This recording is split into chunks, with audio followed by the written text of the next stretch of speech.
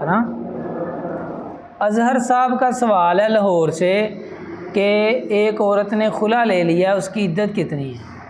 سنن ترمذی کی 1185 نمبر حدیث ہے کہ ایک صحابیہ انہوں نے رسول اللہ صلی اللہ علیہ وسلم کے دور میں خلا لیا تو امرها ان تعتد بحیضۃ، رسول اللہ صلی اللہ علیہ وسلم نے ان کو حکم دیا کہ وہ ایک حیض عدت گزاریں۔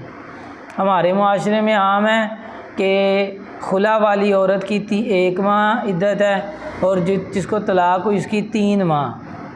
یہ شریعت میں موجود نہیں، شریعت میں حیض کا لفظ ہے اور حیض اس کے اوپر ماہ کا لفظ نہیں بولا جائے گا، یہ عرف عام میں بول دیا جاتا ہے، جبکہ بعض عورتوں کو 20 دن بعد حیض آتا ہے، کسی کو 25 بعد آتا ہے، کسی کو 22 بعد آتا ہے، کسی کو 23 بعد آتا ہے۔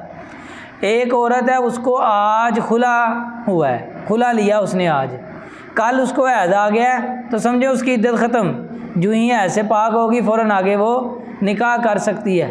ھذا ما عندی واللہ اعلم بالصواب۔